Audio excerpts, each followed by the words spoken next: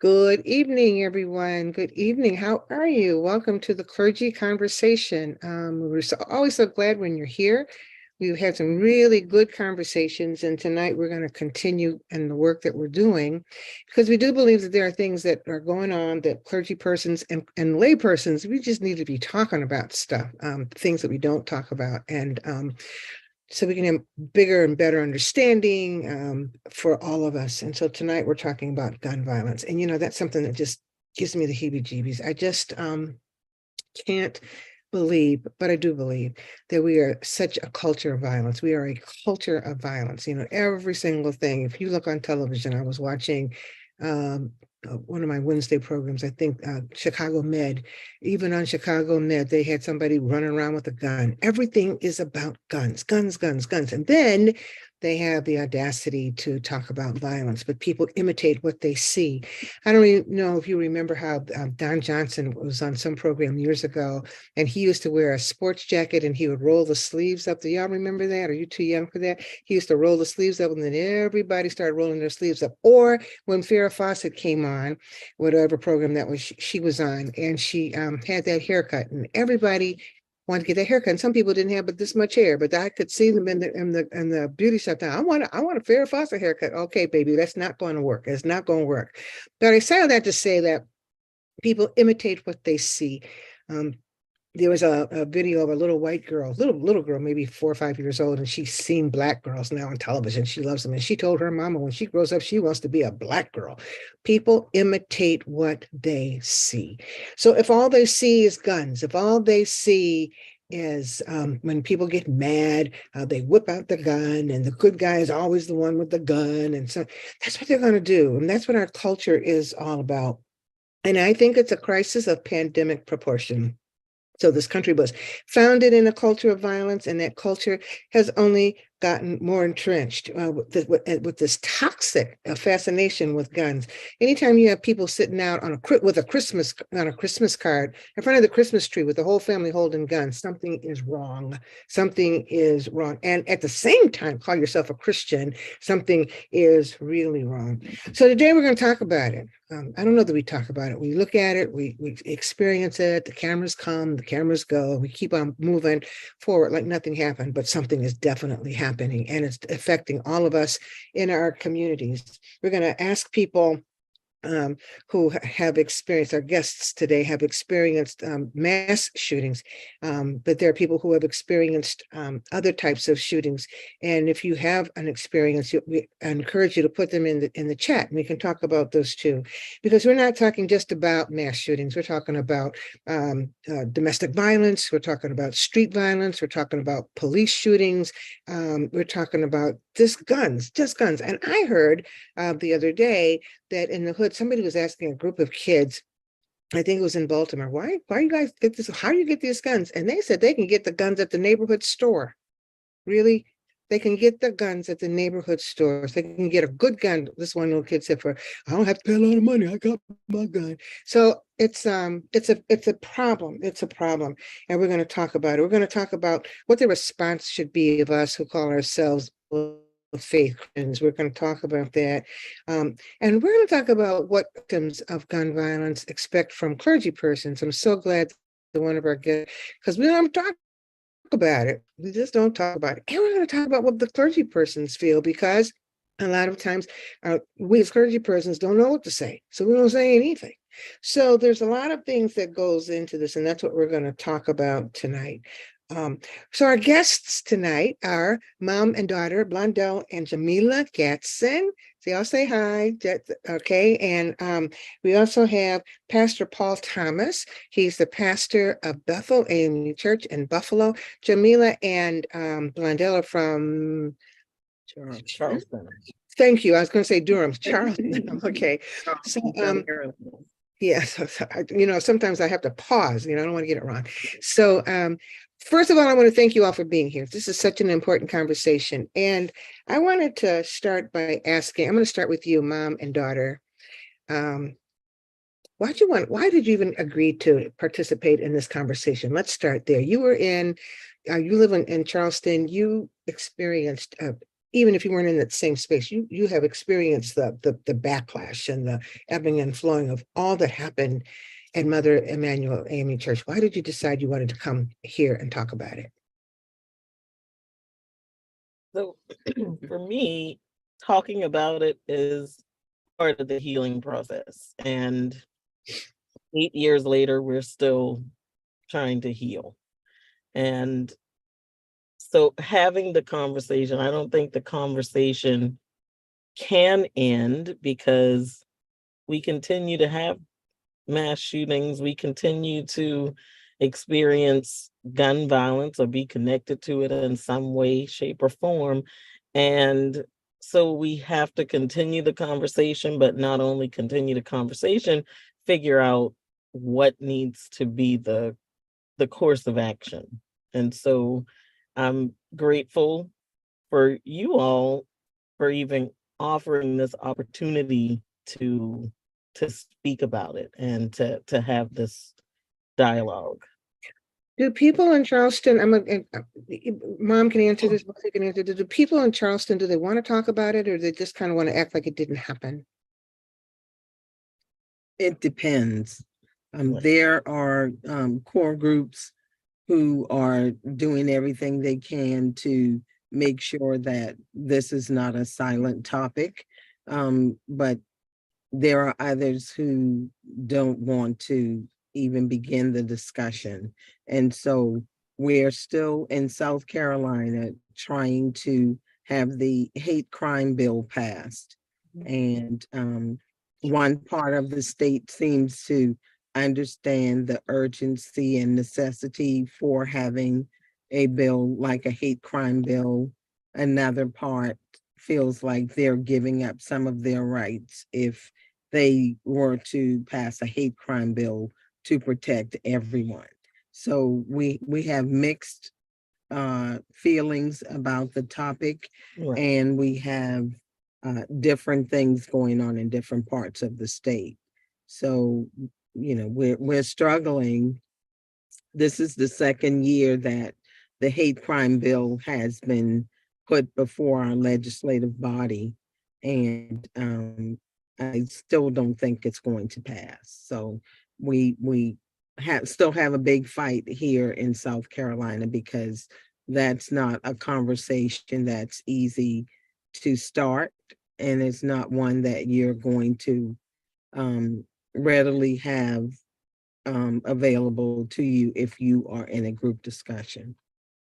Okay, so I'm going to come back and talk about that hate crime bill in a little bit, because that's really important. But talk to me a little bit about, you said 8 years later, you're still healing. Talk about that. I mean, what does that look like? What, I mean, because we don't, that's the stuff we don't talk about. Everybody acts like everything's okay, and it's not.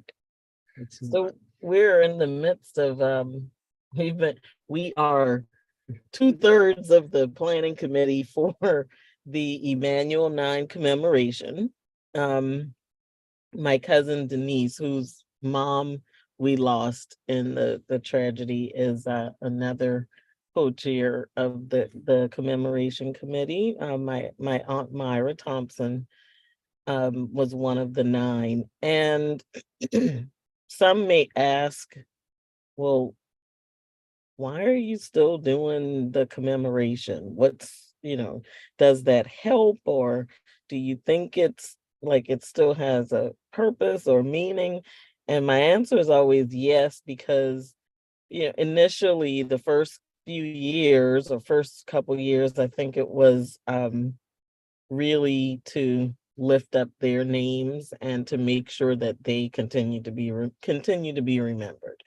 And I think now for us, it's more important that we provide programs or events that, one, I think is a good representation of what they stood for, and that will help in the community. So it's more about the community and having a broader reach now than just not forgetting what happened or who they are.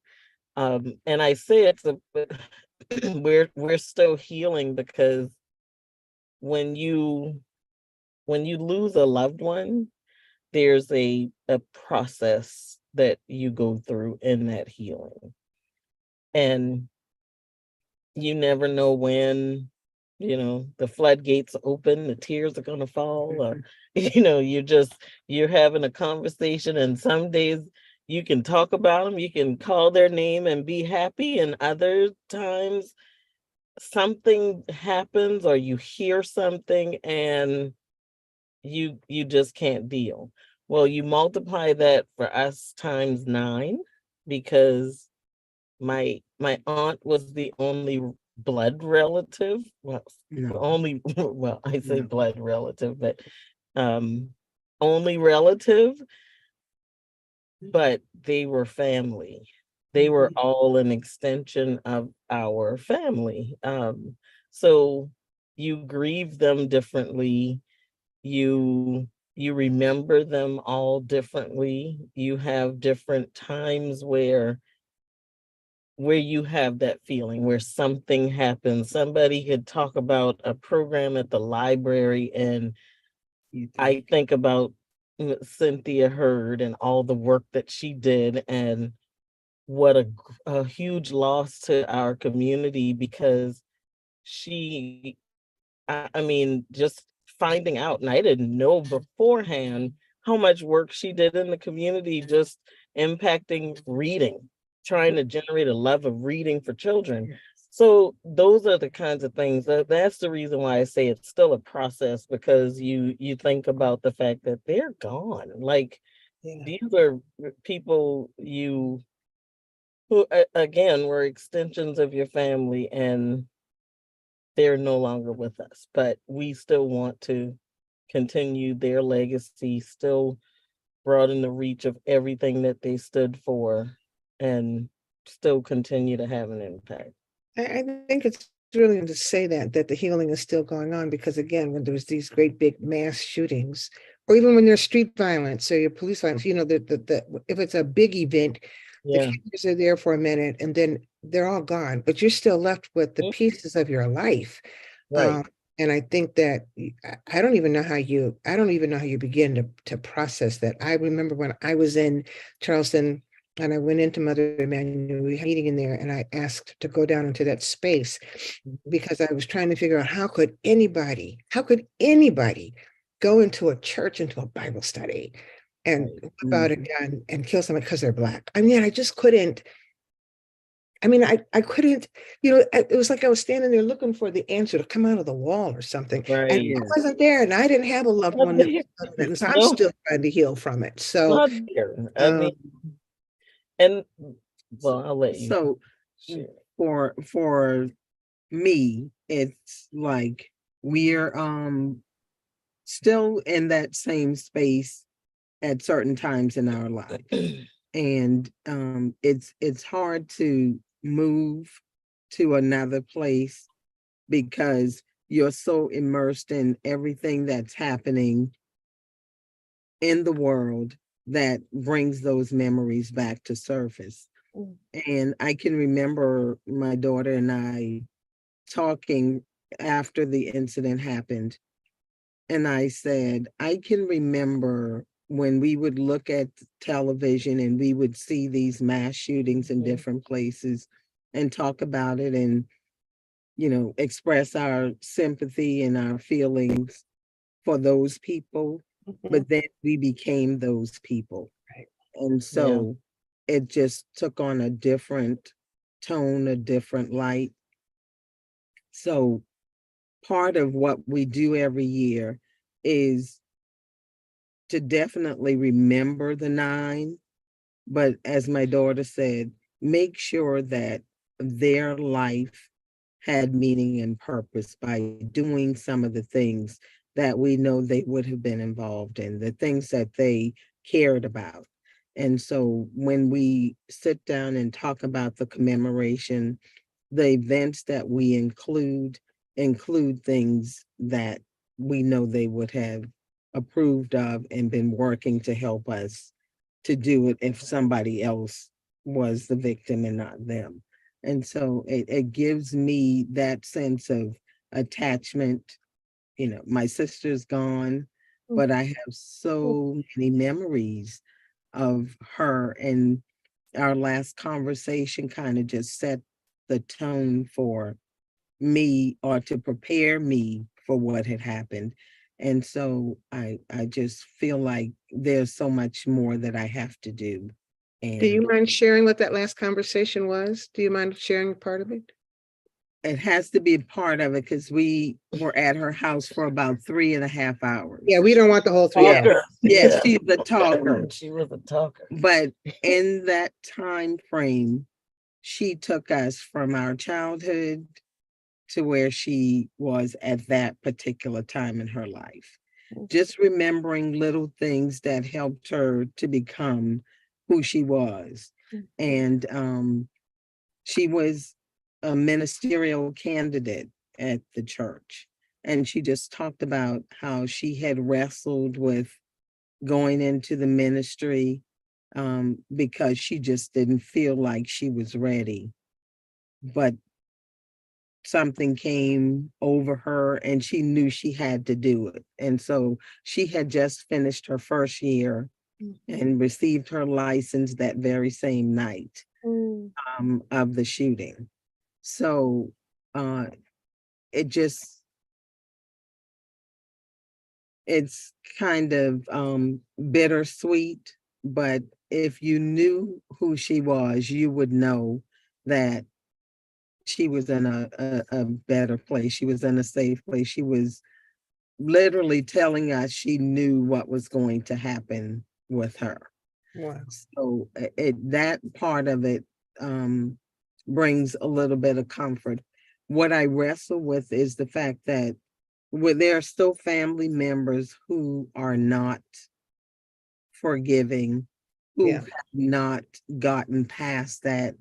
And they feel like they have just lost too much to actually say, I have forgiven this person for what he did Yeah, to my we're gonna family. we're gonna get to that because that's a deep part of it. But Yeah. thank you for sharing that conversation. It gives me goosebumps that, that premonition, I guess, that she might have had, that she knew something was up. Pastor Thomas is from Buffalo, and he is at a Bethel AME church.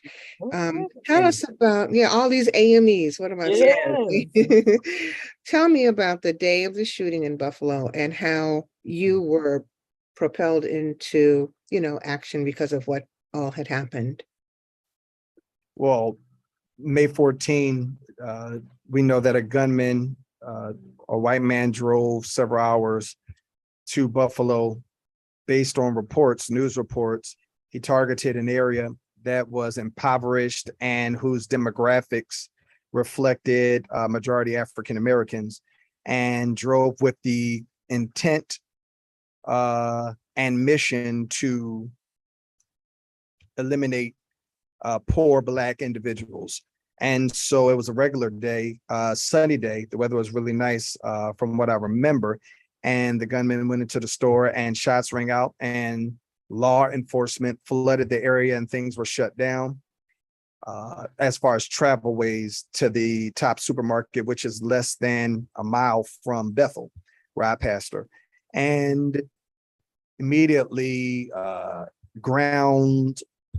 community ground support, if you will, community ground leaders began to assemble as many young African-American males and or some females, but majority males in rage was ready to war against anyone and whomever from the experience. It was, if I could sum it this way, a second triggering to what the murder of George Floyd did for the world when it was televised and people were forced to see such trauma. Well, in Buffalo, you had the bodies of several African Americans laid out in the parking lot, covered up. And so you had similar traumas uncovered again.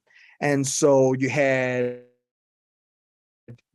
a lot of fire. So from there, you had many community leaders, men, the peacekeepers of Western New York, and specifically those stationed in Buffalo, were on hand to try to, simmer down and begin the work of moving beyond that moment. So that was the day. From your question, Dr. Susan, what was the day like? I think you asked another question. I may have missed it.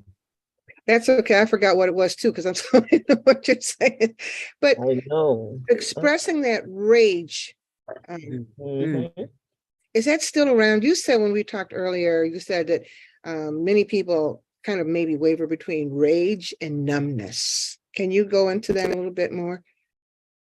Yeah, Dr. Susan, you know, one of the things that I would characterize the community as carrying is an apathy or a numbness to the shooting. Let's not parse words. Right. Yeah. What's that? Poor African Americans live this reality on a regular basis. And that is not to generalize and stereotype all of our lived experiences. But that was my lived experience. And I grew up in Philadelphia, Pennsylvania. But not a majority time or amount out of 10 persons, minority groups who live in impoverished areas deal with crime on a regular basis. And that crime becomes regular to them. So I think in this instance, you have the immediate family members who are dealing with the trauma of their loved one being taken away from them, and there are missing persons from seats around certain fellowships, right? So you have that trauma, but then you have a trauma of a community that was targeted. Now, these are two different types of trauma. So you have the family, the immediate family of the Buffalo 10 that has the trauma of losing loved ones and feeling targeted. But then you have the community in the surrounding area that was targeted simply because we're Black and poor. And so there are different types of trauma that foster and I think kindle and feed the fuel of anger, not so much confusion, because people know what it is. We know in Buffalo what it is, and many of us who have grown up in economically challenged lifestyles know what it is. And so there is having to deal with the feeling of I was targeted. Now, it's one thing, Dr. Susan, when it comes to being targeted, to suffer indirect or direct threats. So the families dealt with direct action, but we've dealt with indirect action for a long time.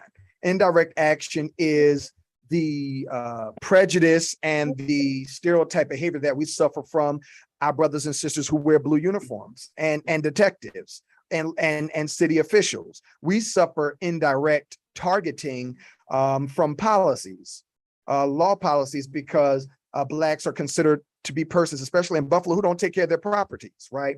Because we don't own them. But that's because there are banking processes and procedures that bind African Americans, especially if impoverished or working jobs that don't meet certain livable wages, can't get certain loans from banks, while there are Caucasian counterparts who can get it just off of the fact that they're white and privileged, right? So there are so many factors, Dr. Susan, that I think impact that indirect feed, but then the direct of being targeted, because that type of blatancy moves it from indirect. We've lived with indirect is what I wanted to say. But now when you've been targeted, such as my brothers and sisters in Charleston, and then we in Buffalo, when you've been directly targeted, it brings the indirect to your face, and it begins to challenge your sense of security. It then says no longer, because see, when it's indirect, you can pretend it doesn't exist, right? You can go back home or you can watch TV and you can pretend that the experience you suffered, the racism, the discrete racism, all that, you could pretend like it wasn't real. You could play it off in your mind as though you were just making it out to be more than what it was. But when it becomes blatant, it then in all sureness takes away or attacks your sense of security. And so that feeds the frustration, the anger, and that feeds the voice of the riot and the action of the riot that I have seen. So and I'm feeling you because I'm mad. I just, I guess clergy persons, they don't want us to say we're mad. I'm mad about a lot of things. Mhm. And I'm wondering what you say, Pastor Thomas, when like some of the brothers come to you and they say, Shh, I'm finna get my gun. I'm ready to I'm ready to lock and load. What do you say? How do you do you feel the burden of being a Christian pastor, living the words of Jesus? Oh, yeah. Um, and you have to feel that because you're an ordained minister, but how do you balance that with the very real and raw emotions of people who are coming to you and say, okay, I can't handle it. I'm getting ready to go out and do what they did to us. What do you say? Well, Dr. Sudan, it reminds me of the burden that rests on the church and specifically church leadership, because at the end of the day, my theological disposition is that the church and my job is firstly to the honor and service of God, to the worship and service of God. Mhm. However, Jesus very clearly demonstrates for us that we who are in service to God and render worship and service to God are also given mission to go and encourage, love on, build, deal with programs and things along those lines that impact the lived experience of people on earth. So you've got to function from my ecclesiastical standpoint, that my service is to God. And so I don't carry a burden when I don't carry a burden of this is all on my shoulders, that it's my duty and my job to rectify this or to fix this, because I'm very clear from my own particular theological standpoint that my service is unto the Lord.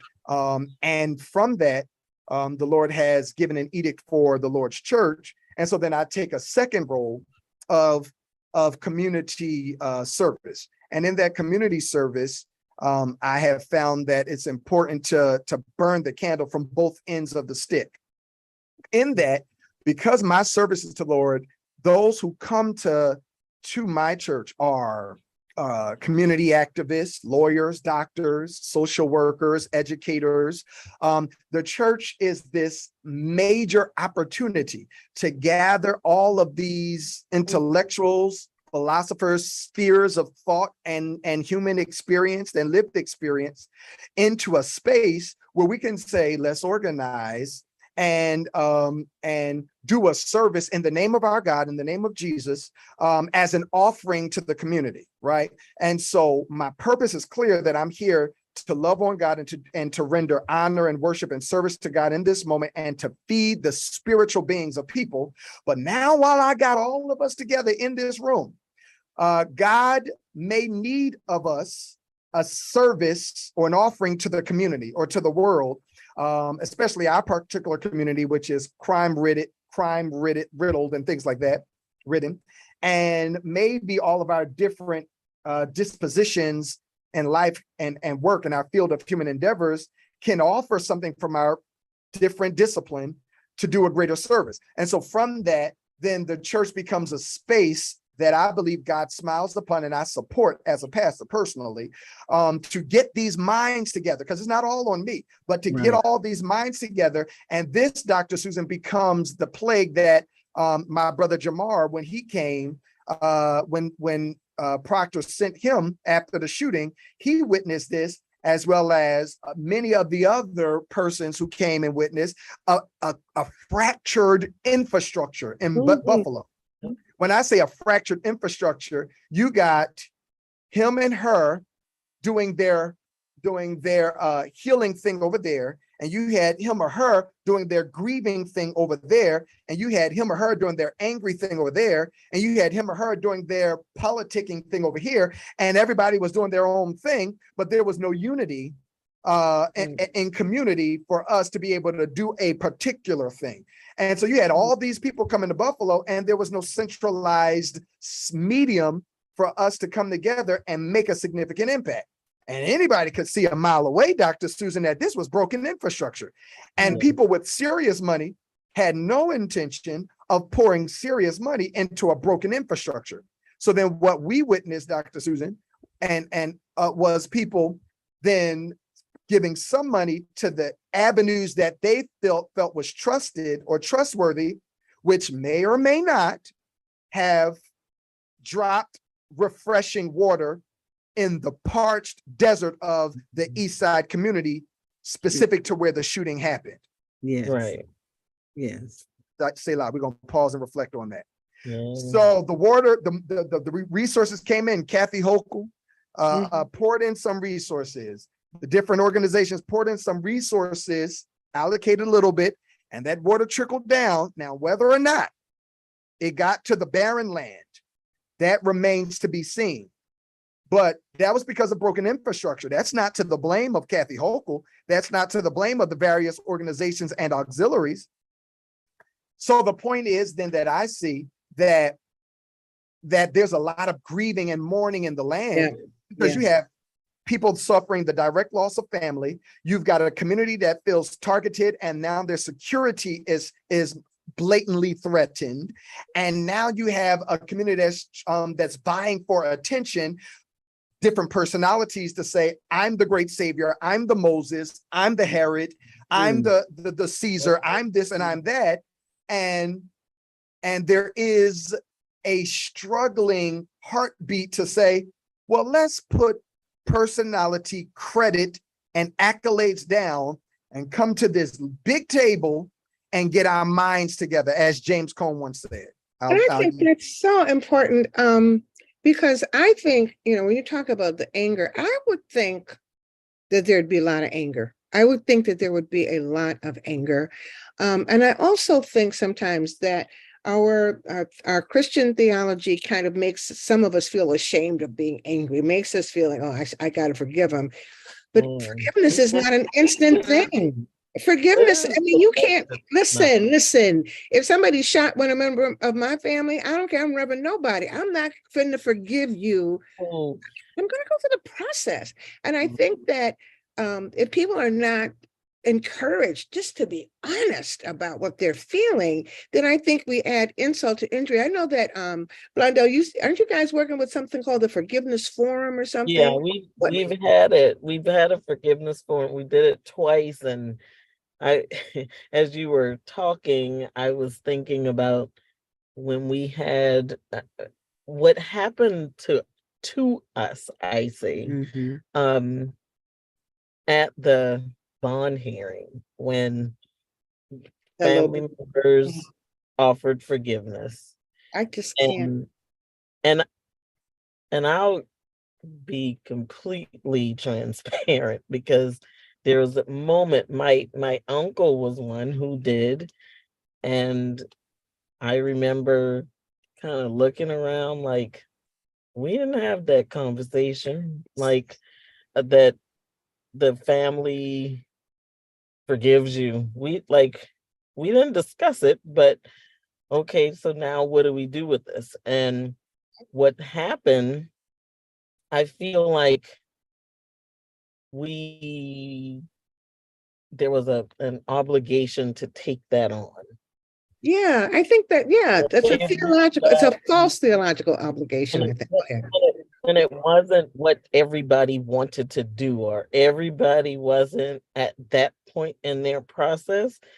Some still aren't. And so and my mom and I have had some heated conversations about it, because I can tell you, I'm not sure where I am on that forgiveness journey. I'm just, because that person just is not a part of my life. He was there for a moment, but that's it. So I don't know. I still go through this kind of back and forth thing with I think that's okay. I think that's okay. I'm fine with it. Yeah. I'm fine with it. So I sit in a different space, because prior to going into the courtroom, I had a conversation with my niece, and she said, I don't think father is going to come. That's what she calls her dad. She said, I don't think he's going to come to the bond hearing, because he was a probation and parole officer. And so he said, I've been in court a number of times, And I know nothing ever really happens there. They just get to say whether they're going on with the case, just what's going to happen. And he got up the next morning, that Friday morning, and she said he got up and he said, I'm going. Now he's a minister. Mhm. He said, I'm going. So he said, I'm going to support you. You want to go, I'm going to support you. He said, but when we get in the courtroom, we're not going to say anything. We're just going there to show our support and, be with the other family members. Well, we got to the courthouse and there must have been 60 of us. Yeah, it was a lot of us. Waiting to see what was going to happen. So they came out and they said, all of you won't be able to go in. So each family needs to decide who's going in. Families, we never had that conversation about who would be going in. The doors open, everybody walked through the door and went in. We made room wherever we needed to so that everybody who wanted to be in there could be there. Still with this understanding that all we're going to do is sit there and listen. For me, it was divine intervention when the judge in that courtroom said he was going to allow the family members to speak. That never happens in a bond hearing. And so that's when individuals were allowed to go up and talk. The first young lady who got up, everybody just cringed because she is a no nonsense. I'm going to tell you how I feel, tell you what it is, tell you whether you like it or not. I'm just going to say, when she got up there and she said, you have taken the most precious person away from me. You took my mother. I'll never see her again. I forgive you. Well, we almost went through the floor because that is not her normal demeanor, and knowing how close she was to her mother. So then it went from her, and then it went to my cousin who lost her son, and then it went. Go ahead. She was in the room. She was one of the survivors. And she got up there and said the same thing. So how are you feeling when they're all saying, I forgive you? How are you feeling? I'm like, what is going on? And then it just hit me like, this has got to be something bigger than all of us. I did not see it as any one person just stepping out and speaking for everybody, but their voices spoke for everybody. But even as you're talking about it, I'm listening because I remember seeing that on television. I forgive you, and I'm thinking, and I still have a visceral reaction. I think that with this gun violence stuff, mass shootings, police shootings, street shootings, I don't think forgiveness comes that quickly. I think that you want to get there. Because if you don't forgive, it'll eat you up. But when I heard all those people saying it, I thought, oh, I can't even watch this. I can't do it. So I guess I'm going to hell, but I'm just saying, I'm being completely No, and I'm with not, you.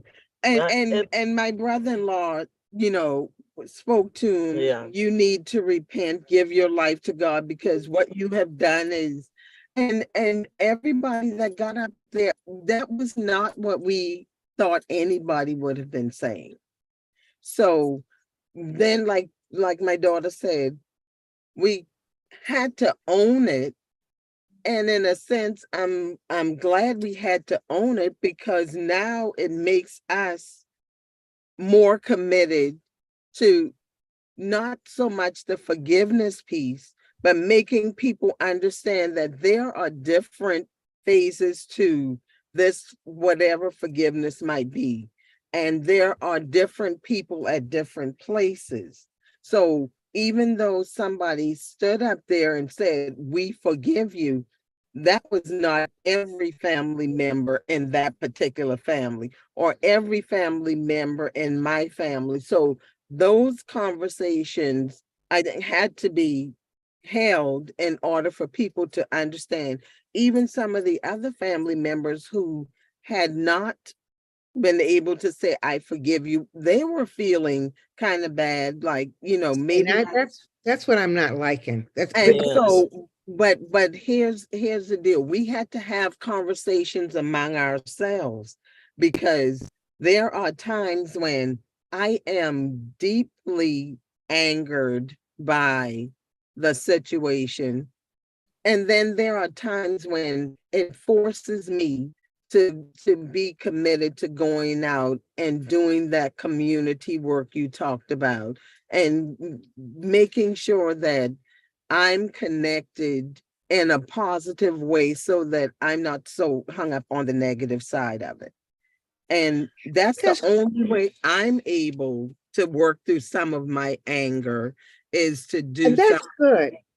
some of the things that It's I really know. good to work through it, but I just think that, Pastor Thomas, I'm going to shoot it over to you. Have you had conversations with people about forgiveness? I cannot. Okay, so I'm going to put myself in Buffalo.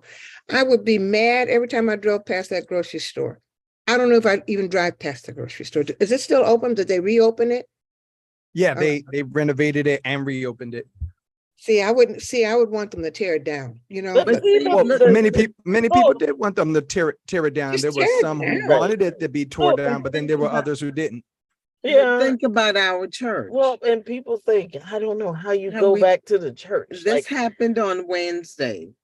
We People had to go to church on Sunday. I know they had to. we cleaned up, and we did everything we could, and we had our worship service on Sunday. So I think in our minds it was, we're not going to let this little 18, 19-year-old keep us from doing the thing that we love. And I And think that's good. I think it's good because you absolutely had to go back to that church. I mean, you have to do that. But in terms of dealing with your own emotions, that's what I'm talking about. It's not so oh, much, you know what I'm saying? So but that's why I'm yeah. shooting it over to Pastor Thomas. When people, do you go in that grocery store anymore, Pastor Thomas? I think I may have gone in it once or twice before the shooting, and then I went in maybe 2 or 3 times after the shooting. I think when it comes to forgiveness, and when it comes to forgiveness, I think forgiveness and understanding are more connected. The more you understand, then the more you're able to better manage what you do with your emotions, because forgiveness is not only just letting someone off the hook, but it's also very much an emotion that's connected to a rational. It's one of those kind of interesting Yeah. actions. It's both logical and emotional, and the two are married together in an action, because it's making a choice to let someone off the hook, or holding back the punishment or so that a person should give or get. But I think it happens from understanding. So, for example, I even in the case of Dylan Roof in Charleston, or even in the case of in Buffalo, the white man, I suspect many people, when they think about it, know that those assailants are not the root of the matter. That's right. They're the fruit of the matter. Okay. And it's kind of like you're getting angry and you're beating up the weed when there's a root under there that's getting it to go. And so I think when you sit back and you think about it and you start to understand, you might even conclude you're wasting your energy hating, or you're wasting your energy thinking about how to get back, and so forth and so on, Yeah, to but something when it's not, I the root. think So when it comes to the matter, there's a bigger, and again, that's for a type of thinker. a thinker Right. who processes deeply about that kind of stuff. Not everybody processes that deep. They want to get the person back, especially in a relationship. So Yeah. that's true. I mean, that's, but forgiving, can you, let me ask you, can you not forgive somebody but not want to get them back? Or can you, because you're right, most of the time when people, don't forgive, they do want to get them back. So that's the only thing they think about. There are people who have done things to me in my life that I thought, okay, I know who you are. I'm not trying to get you back. I'm not trying to do anything. So in that sense, I forgive you. That sense, I have not let you run my life, but I know who you are. I know what you've Right. done. When it comes to this, to the racial thing, I might look at if a white person drove 3 hours into my city, I'd want that person to hurt. Let's For be me, honest. I'd want well, that person to hurt. well, for I me, wouldn't want Dr. to do it, Susan, but I'd I, want them karma, get you back. So you want that. We want that. But I would not spend all of my energy investing in, worrying about, pouring into wanting that person to get his or hers. So I think, are there levels of forgiveness maybe that Yeah. because We because found I'm it, yes. because wanting vengeance, I think that's the thing that eats people up. And I, Spend all your time worrying about that person. right. And You're I right. think it doesn't be forgiving somebody doesn't let them off the hook No. for what they did. Mm-mm. And so that was one thing that once I realized, okay, so if I decide to, that doesn't mean, oh, I'm okay with you and I'm we not can going to go out to dinner with you. right. No. No. But and that was another thing when we got to the trial That was another portion of it, and or even just the are we gonna seek the death penalty? Well, that is a whole nother topic. I just wanted him. I wanted to make sure he was held accountable for what he did. The whole sentencing aspect of it, that was not um that wasn't something that I felt like I wanted to concern myself with, because the law was I felt like they were gonna, what happened was gonna happen. Okay. So Go with that. that was fine with me. I have issues with my own issues or feelings about the death penalty itself, but that really wasn't an issue for me. It was whether or not are you gonna find him guilty of doing Right. what he did. Mhm. That was it for me, because I Part had of So part of the anger that people feel, and maybe you've experienced this, Pastor Thomas, part of the anger that maybe people feel is because they're not really as angry at the person as they are at the system that produced the person. right, That's right. that's Yeah. a good thing. I'm I- angry at the system. These people are not held accountable many times. We are Right. dehumanized, we are criminalized. And so that's a part of our walking lives. So that's part of the anger. But that's why I think it's so important to be able to talk about it, even in church, and for Right. pastors to be able to talk about it and say to somebody, it's okay to be angry. It's you have a right to be angry, because I think our theology, the way we've been taught, makes us feel some kind of way. If I feel mad, no, say that you feel mad. But we're talking about gun violence, not just mass shootings. We're talking about all kinds of gun violence. It's not just mass shootings. These ones that you guys went through were motivated by racial hatred, but there have been in this country so far this year, there have been 263 mass shootings. 263, and it's only just June 1st. In 2022, there were 647 mass shootings. 2/3 of all shootings are attributed to domestic violence. We don't ever talk about that. We don't ever talk about that. We go to church, we act like that doesn't even exist. Women in the United States are 28 times more likely than men to be killed by guns. And in 2021, 48,830 people died from injuries. We won't talk about that. Suicides account for the majority of gun deaths in the United States. Did y'all know that? Suicides account for most of the deaths in the United States. Half of all gun-related deaths in 2021 were caused because of suicide. And in 2021 as well, there were 1,176 deaths caused by police shootings, averaging 100 of these types of shootings per month. Per month.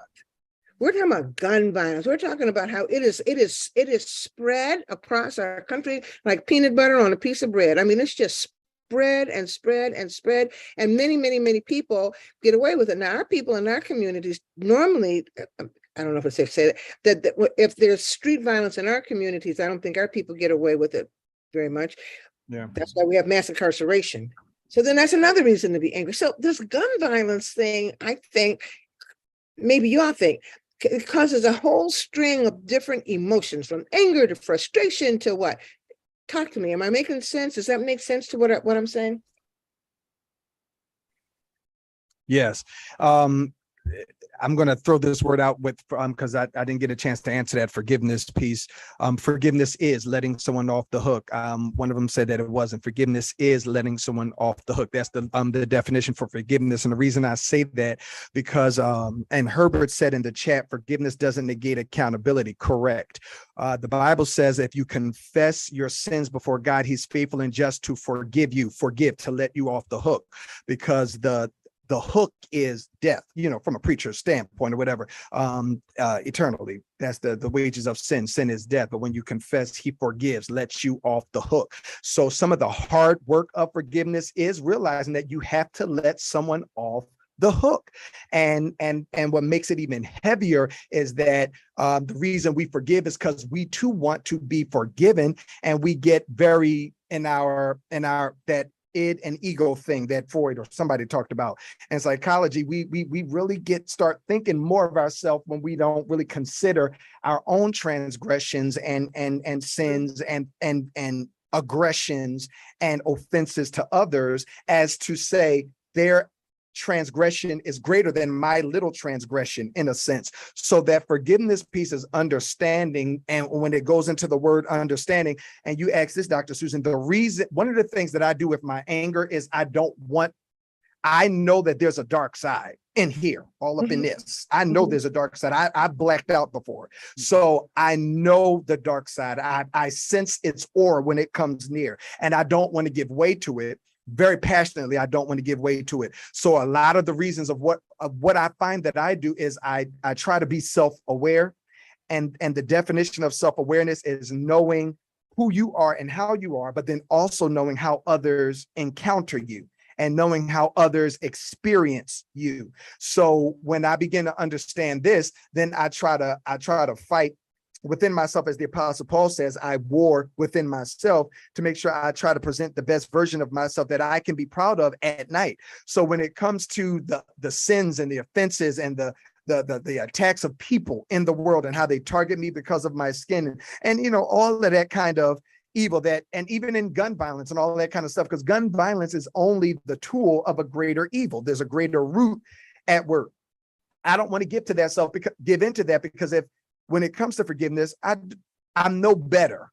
I'm no better than the person who has offended me or has done an evil against me, if I allow myself to be vengeful and to get even. So I fight within myself not to fulfill that craving to get even, because that can spiral out of control. So when it comes to gun violence, my piece or my work with people and with communities and with Black men especially is there is a better way. You can't, as I think Martin Luther King say, fight violence with violence. Love only casts out violence and darkness and fears. And he got that from somebody else too, right? So if I believe that ethic, if I believe that story, that love wins the day, although it may be a long time coming, my objective then is to try to teach Black men and young people that there is a better way to dealing with aggression, frustration, anger, and all those other negative isms, as opposed to, I could feel the anger. It's important to know I'm not stepping on the foot of the fact that we have emotions. Dr. Susan, you said I was angry, and we should say that. Be angry and sin not.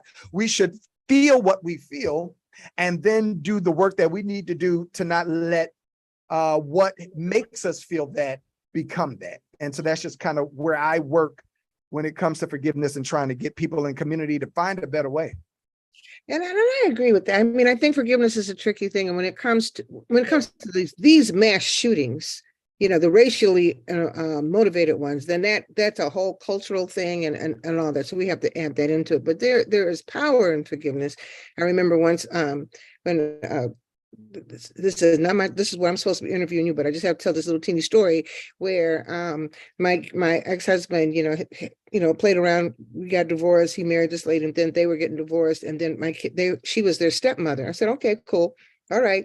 So then she was getting ready, they were getting divorced. And so me and my kids were at home, and I will never forget, we were having peas and chicken that night. And they were sad because she was getting ready to leave, their dad's house. And I said, well, do you want to go over and see her? You're like, I didn't want to go over and see her, but do you want to go over and see her? Yeah. And I wanted to be kind of mad, you want to go over and see this lady. But we went over there, and I told her, y'all go on in there and say goodbye, and I'll wait for you in the car. And I turned on my gospel music, Pastor Thomas. I turned on my gospel music. I was just singing and singing and singing. And don't you know, the Lord said, going up on that porch. I said, no, sir. I'm not doing that. Going up on, no. No, I must be having a bad day. I'm sure that's not you telling me to do that. But it was an insistent command. All right. So now I'm going to tell you, I'm walking toward the porch because it took some minutes, and I was walking toward the porch, and I'm still angry. I'm angry at what had happened, but I'm also listening to God. And so I realized that I had to be obedient to God. Okay. So I believe in the power of it. So I went up and knocked on the door. She came, and she burst out into tears, and she gave me a hug. I didn't want her to hug me. Come on now. I don't need all that. I'm doing, but I hugged her back. That was a moment. That is about, so I'm still angry. I was still angry, but I kind of let her off the hook enough, Pastor Thomas, for her to hug me hug her back. Right. I'll never forget what she did. Forgiving doesn't mean that you forget. Forgive means that you're loosed enough of your own stuff to be able to move forward and make some good come out of something that's not so good. But but I'm gonna tell you, that forgiveness thing is rough. And I saw a thingy where in Buffalo, I guess, in the court, where the boy or the man was apologizing for what he had done, and one of the relatives, charged him, was getting ready to knock him out. I could understand that. And sometimes maybe if you knock somebody out for a minute, then you're okay.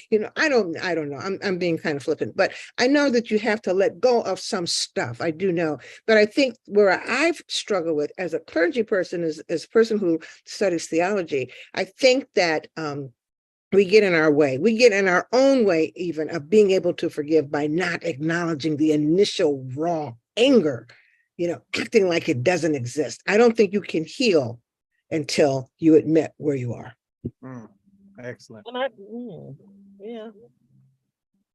But, So, and I guess I think that's why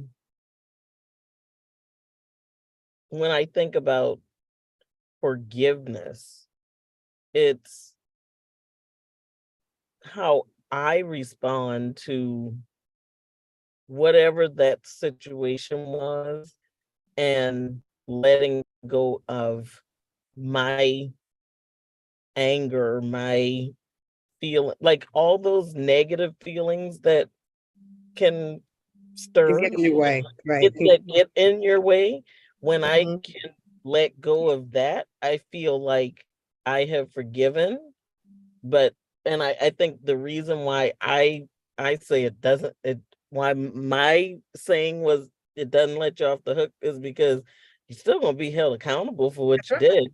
That's right. It might not be I'm gonna get you back, but That's right. our relationship is gonna be different. My Right. my And talk with you, all of that, all of that is all okay. of I that think that holds you we have to, accountable. yeah, And so, like with him, it was, well, they can say that, but you're going to be held accountable for what you did. right. Let me Regardless do of how anybody feels, it doesn't matter. I didn't, regardless of that, I just wanted to make sure you're held accountable. And that's fair. That's real. We were going to have Pastor Mike McBride on, and he didn't make it, but he started and runs an organization called Live Free USA. And one of the ways I think that we deal with gun violence and the anger that we have, especially when it's the systemic violence, the systemic use of guns to, in our neighborhoods, is to do something with that anger, which I think Live Free actually does. Loretta, do we have that clip? Can we show that clip?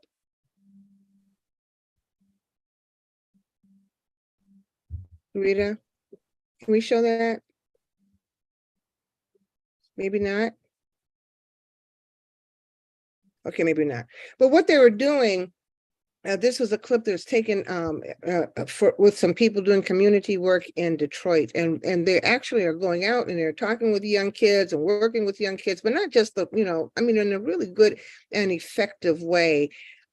Because we have an obligation to talk. So, even in this conversation, we haven't talked about the children. What are the children feeling? What are those babies feeling? The babies in Buffalo who saw their grandmothers and their aunties. And so what are they? And we never talk to them, right? We don't talk to them. So what happens to them? Well, And we their have to. little We emotions. have to. Here's the dilemma in that.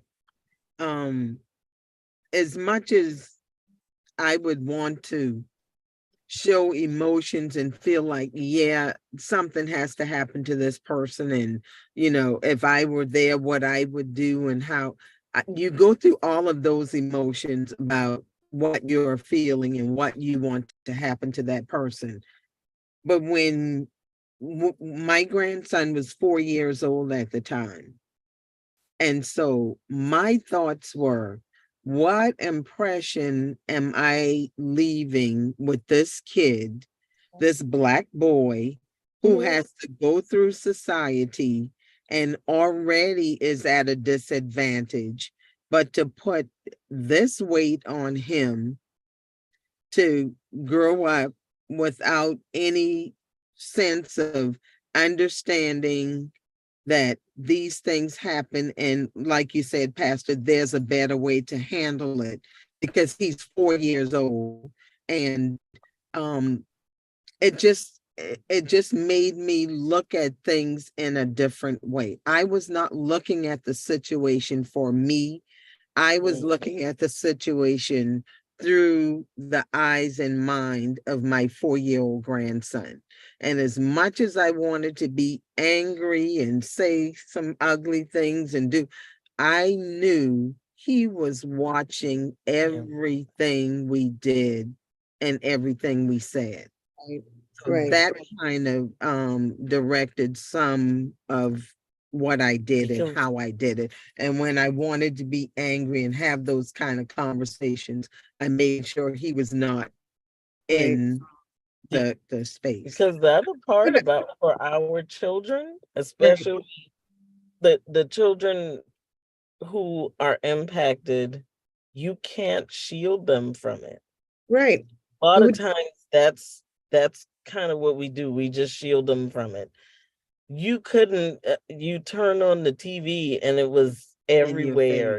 And then there was a call of duty for us to be everywhere for everything in front of all these people. And it's a ridiculous thing in my mind. I thought it was, I'll be honest. One of the things I was angry about was the fact that we could not grieve the way we wanted to. Yeah, and think about that. Because If the adults, public, you can't grieve the way you want to. You can't have the funeral service that you really want to have for your loved one because all the dignitaries have to be there and be accounted for, and it's just, I thought, not to, at one point I felt like my mom and I, like, we had some arguments during this time, like it got really bad because you want to do what you normally do when you lose a loved one. And we couldn't do that. We could not do that. And you're expected to be here, there, and everywhere to I don't know what I don't even like to I can't even put into words like what it was we were expected to do other than to be the people who had just dealt, had this been dealt this hand. And so that was because it was so public, you couldn't have your private grieving moments. You couldn't have your um go back into the church. And I remember my cousins coming back that same Sunday that we went back to church, and he said, well, I was like, well, I thought you were gonna, it was Father's Day. So I thought you were gonna stay in Myrtle Beach with your family. He was like, when we saw those pictures, we had to come back. And I was like, what pictures? Well, there were pictures of me and my mom, my son, like a lot of us, like crying our eyes out at church service that I didn't even know was plastered all over the internet by the time we left the building. Yeah, I think that I was like, it was supposed to be the one private moment that we had, and then it wasn't, and it wasn't. and it Okay, wasn't. so So I'm gonna yeah. Yeah, so I'm being rude. I'm cutting you off a little bit No, because I you're do fine. want you to see, I want you to see this clip because I Okay. think that, dealing with the children, dealing with ourselves, those are things we never talk about. With all this gun violence, we have the mass shootings, we have domestic violence. How many babies go to school every day traumatized because, somebody took out a gun and shot their mom, all of these different shootings. And we have to address it. We have to address it holistically, not just ourselves as the adults when we have our own stuff, but the babies and the young people who are confused and we don't talk about it. So I think we can play the clip now. Julie, can you have the clip?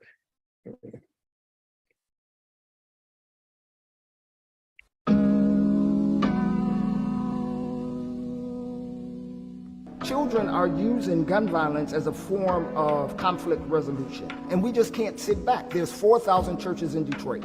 This should be the holiest place on earth, and yet we're one of the most violent cities in America. That has to change. My name is Barry Randolph, and I'm the pastor of Church of the Messiah.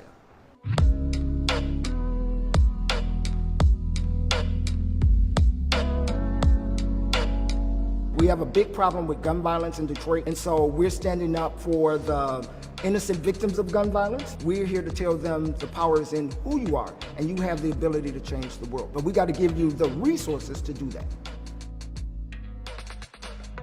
As a believer, it's hard to get up every Sunday and say God is good, and yet Detroit has a 40% poverty rate. And these issues exist mostly in impoverished neighborhoods, so we have to change those neighborhoods. We have to change the ingredients of people's lives. We have to invest in community and neighborhoods. We get a lot of investment downtown and in midtown Detroit, but no, you have to invest in the inner city. You have to invest in Ray Ray and Pookie and Shaniqua. You have to invest with the people who actually need the help the most. Church of the Messiah is a church that actually stands up and put its faith where its mouth is. We have 213 units of housings. We took them from selling drugs and being gangbangers. Now we have a clothing line, a video production company, a candle company, a bow tie company, a tea beverage company. We got an 84-member marching band because we took the kids off the street, gave them a music program, which is a literacy program, which allowed them to go to college. Over the last 6 years, we got 108 kids in college, the majority on full ride scholarships. And we took them and showed them their power and their greatness. They go out and teach the other people in the community and neighborhood who have no hope that it is possible to have that hope. And all of that comes from church. We have to practice what we preach, and we have to make God tangible.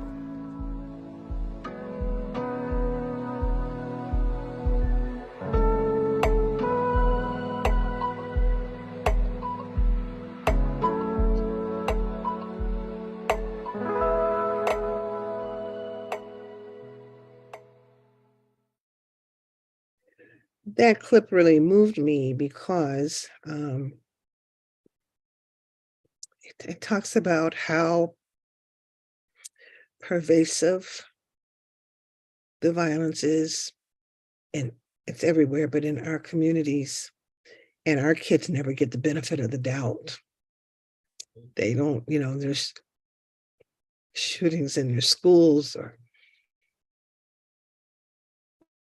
that school that in Tennessee where there was a shoot that all those kids got counseling, but our kids don't get the counseling. We need the counseling too, shoot, but our kids definitely need it. And so I really liked that clip because it showed us how to deal with violence in general, gun violence in particular, in a very specific way. Gathering people, like Pastor Thomas said, you have all those different people, all them, those people, the different skill sets and stuff, and gathering them and working through anger and frustration that they might have by dealing with the children. And I think by dealing with the children, you're dealing with yourself. Does that make sense? It's like if you can get a young person to stop having the nightmares maybe about what the violence that they see on a daily basis, and make them realize their power and their worth, then that, I think, Pastor Thomas and Jamila, I think those are that's a working forgiveness model. That's a working, because when you're doing that, you don't have time to sit around and stew in your anger. Although you're still gonna be mad, but you'll still be there. You have to be honest with children. And I think we do. And I think what we do, if I'm correct in the things that I've seen, we hardly even talk to them. We don't consider them. So we have kids right now who are suffering from post-traumatic stress syndrome. Some kids are not sleeping. Some kids are not eating. They're confused and they're angry too. So we have a lot of work to do in that area. So I just kind of wanted us to look at that, to maybe put something in our minds about how we can deal with gun violence. We have to, we have those gun turn-in things. People turn in the gun and laugh and go destroy and buy another one. So it has a little bit of value, but we have to find some really effective means of working in our communities so we can deal with our own pain, and then we can do something to mitigate the violence, the gun violence that's killing us in our community. So I'm gonna give you guys each a closing word. Start with you, Jamila. Well, I want to thank you for giving us this platform, because, like you said, the conversation has to take place, and I hope this isn't the last time that we have the conversation, and I hope that we begin to do that work and come up with some ways to make that happen, even from wherever we are. We can always come together and make that happen, I believe. And it doesn't just have to be Charleston or Buffalo. We have people in lots of places, so we can get it done. But I think we just have to come together and figure out what that's going to look like. And so I thank you, and I hope that this is the first of many more conversations. Thank you. Pastor Thomas. Thank you, Dr. Susan. My hope is that we would find purpose in coming together to have strategy sessions. Yep. It's very clear to me that we must burn the candle from both ends of the stick. We must deal with the root, which is the source of the systemic problems that we feel. From a long-term standpoint, we need to come together and organize through our various cities. And we need to begin to target the policies and the systems and the structures that foster hate. Yes, and that encourage prejudice and redlining and things along those lines. And then from a short-term standpoint, we must, using brawn and strength, champion the cause of immediate laws to protect today's vulnerable, and to make it okay that vulnerability it changes and it evolves from generation to generation. And today's vulnerable are minorities who are targeted through both financial, economic, educational, and a myriad of other isms to hurt and harm our ability to produce and grow and excel in various ways. So may we find purpose in coming together with our brilliances and begin to strategize, beginning yesterday. Beginning yesterday. I love that. Where's your mama, Jamila? Did she have to leave? She is right here. Hold on. Quick. Just want to get her last word from Yeah. her.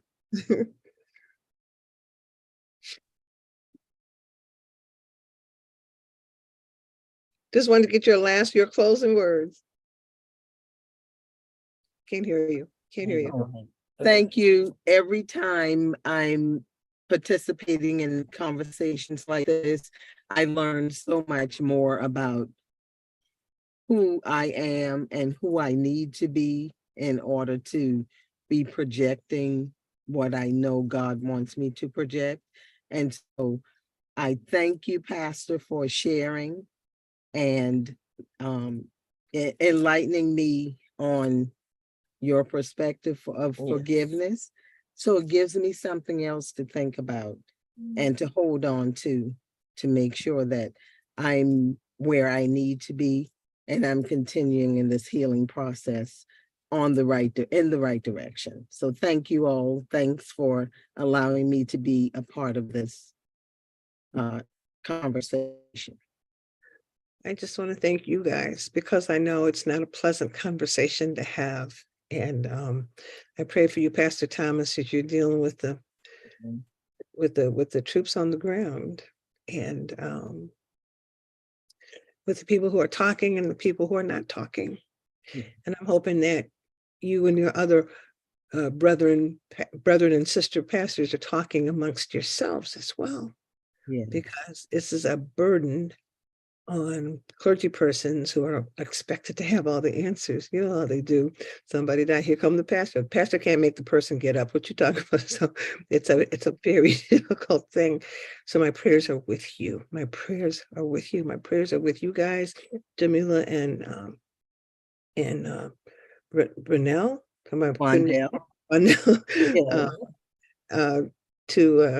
To continue to go through this process 8 years later, 8 years later.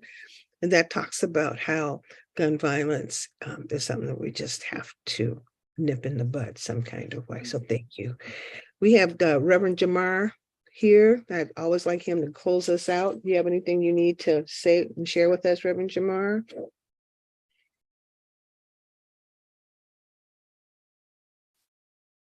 Is he not there? Okay, he says nothing to share. Okay. All right. Blondell. What did I just call you? Brunel? My goodness, I'd be making listen, thank all of you. Thank you. And I will be praying for you, but I'm praying for this country too, because this is a sick country. Anytime people love money and guns more than they love God, something is wrong. Something is wrong. So we ask you to, and Herbert, thank you, Herbert, for having me to remind me to invest in SDPC and the work that we do. We need these types of conversations. We need so many more of these types of conversations and so that we can be guided in the work that we do, because we want to socially impact. We want to impact the communities that we're dealing with, and having these conversations help us. So we ask all of you who like the work that we do, want us to be around, want to benefit from this, to invest in our work. You can do that on our website, sdpconference.info. If you go there, there's ways for you to invest. And I always say invest. I don't say donate, because that makes it sound like you're doing somebody a favor. This is an investment. We are investing in us. And we have to invest in us. We have to do that. So y'all can tell all this gun violence stuff and what y'all going to gets to me. So I'm done with that. I'm getting ready to go. But thank you. Thank everybody who was here. We can also give on Givelify. They're helping me out. You can give on Givelify as well. But thank you for coming. Think about this stuff. Let the vision of God enter into your spirit. Let the vision of God that guided our ancestors, that helped them to get through all this stuff that's got to let the vision help you, because you know what? We are greater than the culture that believes in violence more than it believes in God. I believe that with every fiber of my being. So thank you, thank you, thank you. Y'all take good care. Have a good evening. We'll see you at the next Clergy Conversation. All Bye-bye. right. Thank Thank you.